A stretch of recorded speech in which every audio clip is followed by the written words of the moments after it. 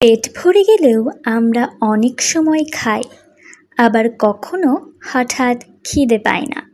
এই খেলার পেছনে আছে এক বুদ্ধিমান হরমোন, যার নাম লেপটিন। লেপটিন তৈরি হয় আমাদের শরীরের ফ্যাট সেলে। পেট ভরে গেলে এই হরমোন মস্তিষ্কে বার্তা পাঠায়, স্টপ, আর খেতে হবে না।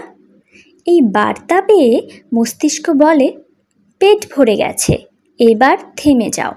অর্থাৎ লেপটিন আমাদের ক্ষুধা নিয়ন্ত্রণে সাহায্য করে।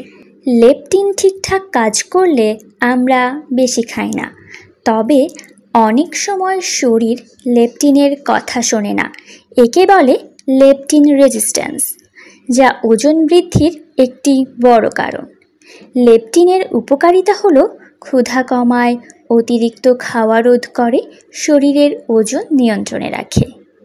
ভাবতে পারেন, শরীর নিজেই বলে কখন খেতে হবে আর কখন থামতে হবে।